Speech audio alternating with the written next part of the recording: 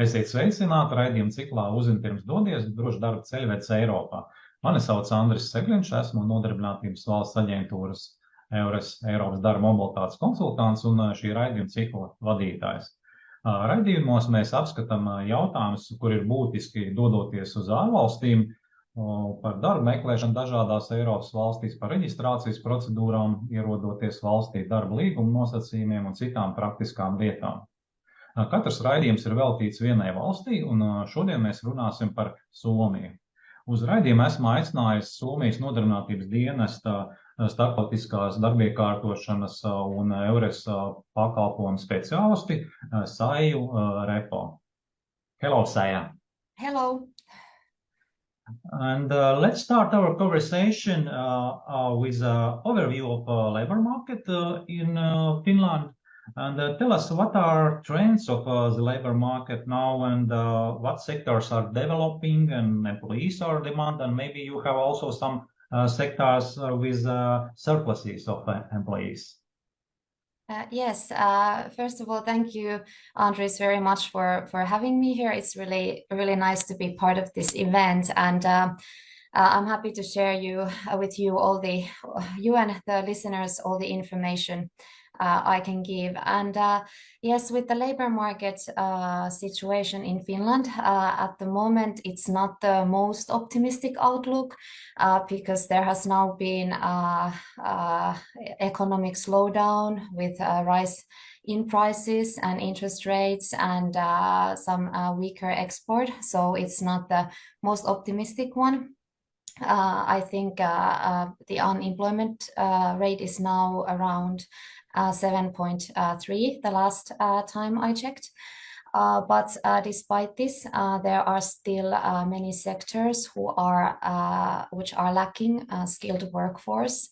And these include healthcare, which is missing nurses and assistant nurses, dentists, and then, of course, also ICT is in need of highly skilled specialists.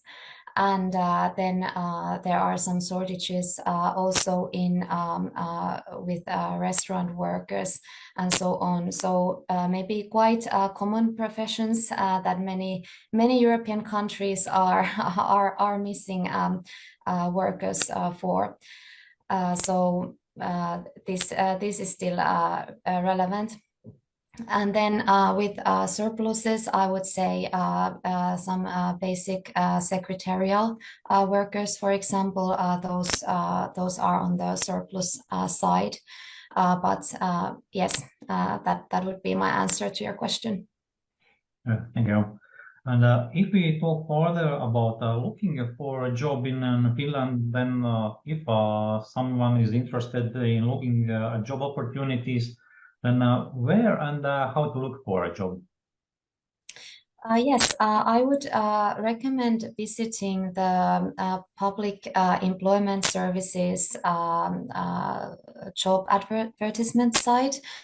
You can find it in English, Job Market Finland, and that is maybe the most common way to look for a job. It posts all the jobs in Finland, or most of the jobs in Finland. Then if you want to go directly to look for English language job advertisements, I would recommend to go to Work in Finland website. You can find all the job advertisements which are in English language there.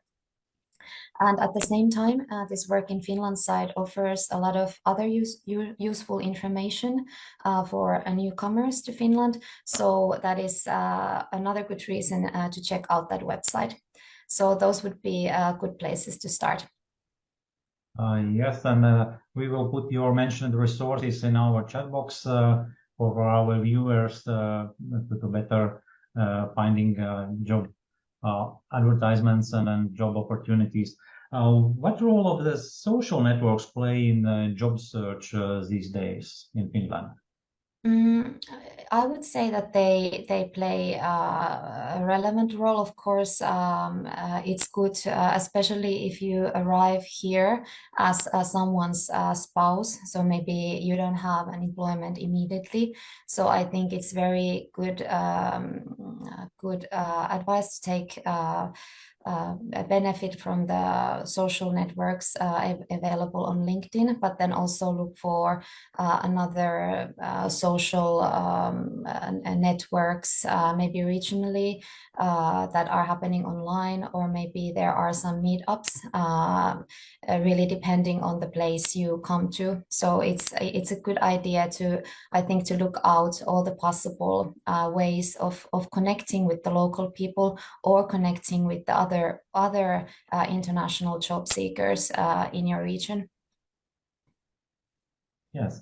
And if you are looking for a job in another country, then of course the issue of knowledge of foreign languages is relevant. And how important is the knowledge of Finnish language for job search, and maybe what other languages could be useful? And I know that in Finland you has two official languages, Finnish and Swedish. And Finnish, of course, is the main language. And but how much Swedish is also used, and can it be useful for job search? But at first about the Finnish language. How about the Finnish language? Yes, in Finland, I would say that it's a really big advantage that most of our population speaks English. So you can get by in everyday life quite easily just by using English. In working life, I would say that still many companies have this requirement of knowing Finnish. But more and more companies are adjusting to the English speaking working environment, especially if they are looking for highly skilled workers. So it's also a must to adjust to this. And then I think it also depends on you. If you want to, of course, understand the society better and maybe network better, it's a good idea to learn the local language, at least a little bit. And then depending on your region where you move to, I think there might be different opportunities for that. And then with the Swedish language, it's yes, it's our second language or official language. It's mainly spoken on the west coast of Finland and then as well in the capital region. So there are areas in Finland where it's the most spoken language, but then on the other hand, there are also areas in Finland where Swedish is not used that much, such as in the north or in the eastern parts. So that also depends where you move to. That if you go to some very small place in the west coast, you might get by just by using Swedish there. Yes, but in any way, in my opinion, if you know local language, you have better opportunities to find a job. It's the first thing, and then also better opportunities for career goals, I think. Yes, yes. I think it really depends on your sector and the company, but all in all, yes, it's a good idea. And a well-prepared CV is important in the job search process. And what are your recommendations for preparing a CV for job search in Finland? Maybe what is the traditional CV length, what to include, and should we attach a photo? Yes, so I would say that in Finland, the regular length for a CV should be a maximum 2 pages. I think it's preferred that it's more like shorter than very long. And I think any standard CV template, maybe if you like the visual CV, then you can use that kind of template that you can find on the internet. It's okay. And then with the photo, you can attach it to your CV, but it's not necessary, and it's actually not even allowed in Finland to ask you to attach a photo to your CV. So it's not necessary, but I think most of the people will have a photo there on their CV. Thank you. And do Finnish employers usually require also an application or motivation letter to be attached to the CV? Yes, the most common request if you have an open job ad is that they ask you to send your CV and a cover letter. And the same goes with the cover letter, that it should be, I think, 1 page is an average length, and then your CV should accompany that. And then, of course, bigger companies nowadays, they have these sites where they might have already this form ready, where they ask you to fill in all the details. And then maybe they also, I've seen now companies using this video CV on their websites, that they ask you to introduce yourself and then send a kind of a live introduction. So also that might happen. Yes, and one additional question regarding application.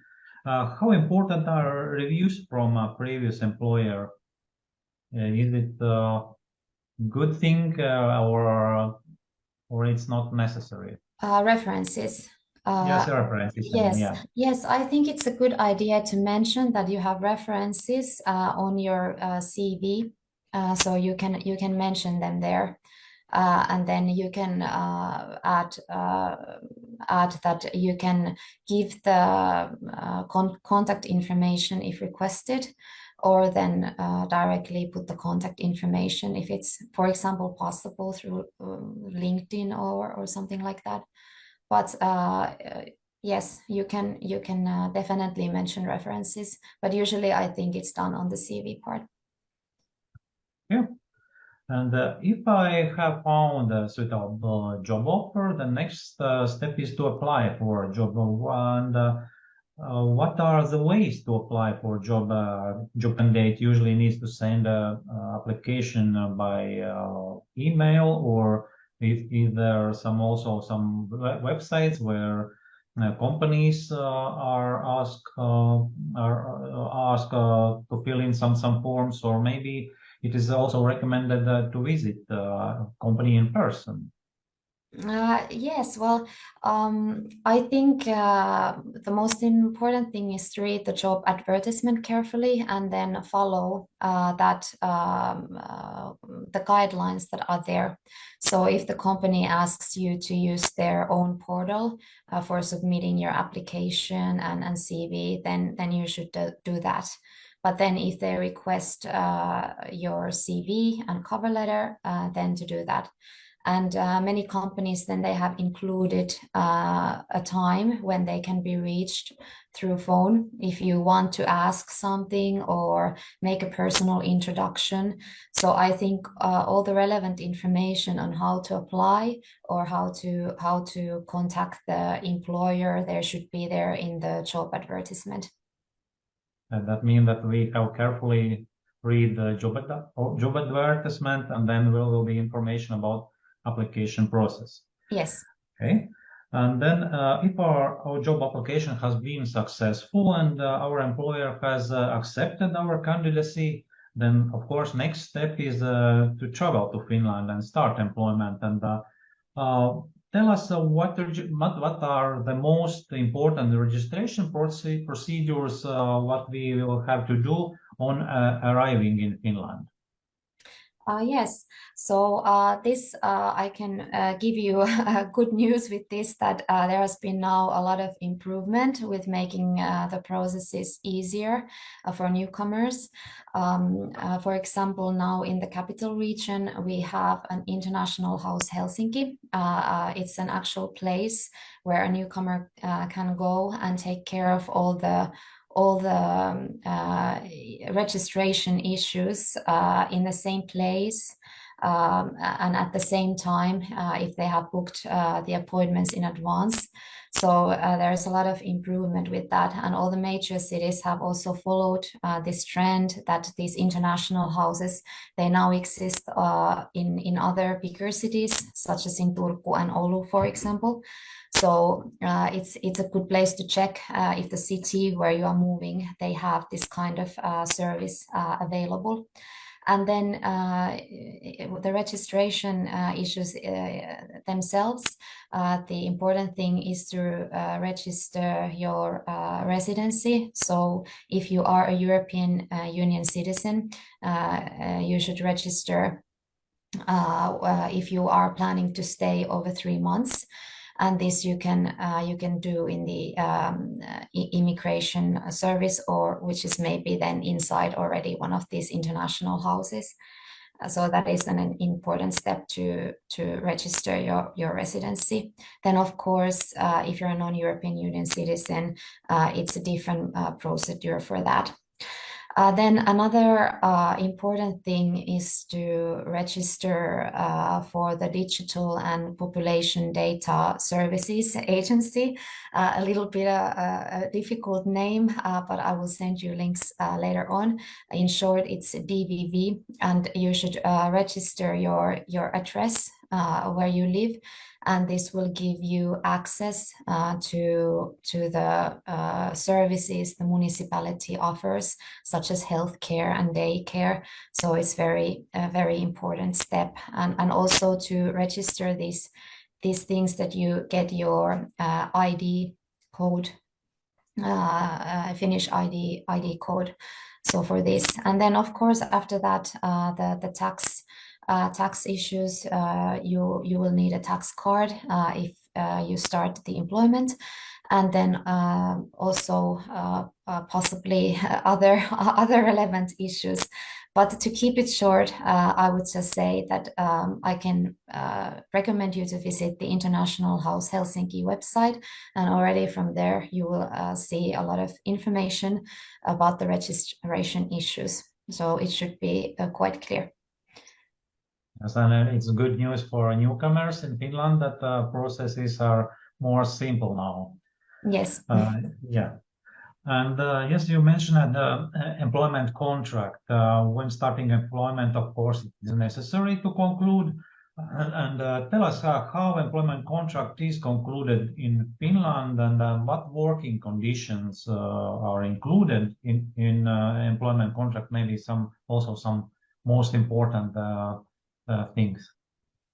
Yes, so work contracts usually in written, or should be in written, and they should include all the most important terms of the employment. So your working hours, salary, and your holidays, things like that, and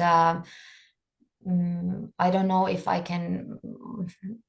have anything more specific to say about that, except that you should ask a work contract in written, and then see that all the relevant things are there.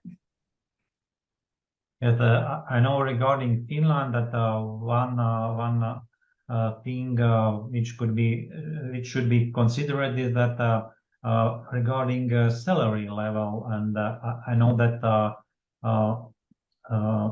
usually salary level is determined by a collective agreement. That's Yes. right? Yes. Yes, so we don't have any universal minimum wage per se, but all the wages for different sectors, they are regulated in the collective agreements. So usually also this is mentioned in your work contracts. Yeah, and you can also check those then. Yes, it's also an important thing to check is this information correctly in labor contract. Okay, and when we are going to another country for work, of course, finding accommodation and housing is also another important issue. Can you tell how and where to search for accommodation in Finland? Yes, well, of course, maybe the easiest way is to start online through internet. There are some sites available where you can see the rental options, for example. I think hopefully maybe also the future employer can give some advice on how to look for housing, or can give some help with that. I think it depends on where you are moving to. That is it going to be how easy or how difficult? And for example, here in the capital region, it might be more difficult if you want to live in the city center to find the suitable place. So I have no general like a guideline for this, but maybe just when the situation is clear and you know where you're going to move, then start to look through internet. And as I mentioned, English is a quite common language in Finland, and it means that many websites that promote rental apartments or promote housing, they also have their websites in English. So it should be easy to find the information. Yes, but as you also mentioned, it could be useful to ask employer about possibilities to provide or to provide help in finding accommodation. Yes. Yes, also... yes, and also then these international houses, as I mentioned, they also they have at least International House Helsinki has information sessions online, which are available for people who are planning to move to Finland.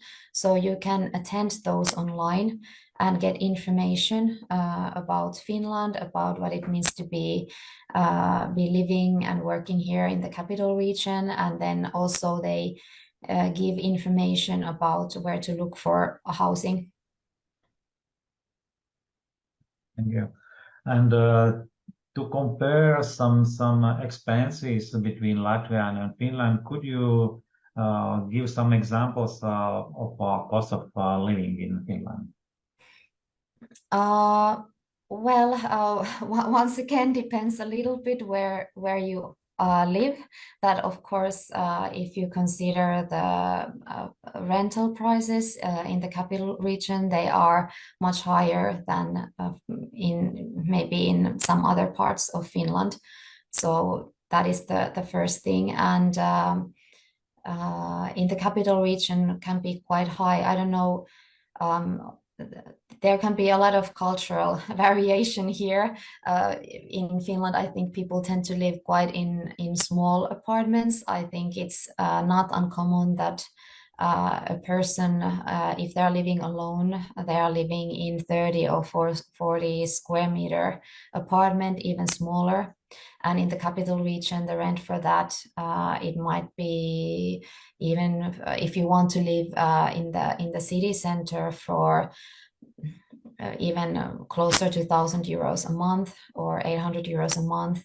But then if you go outside, it can be a lot less.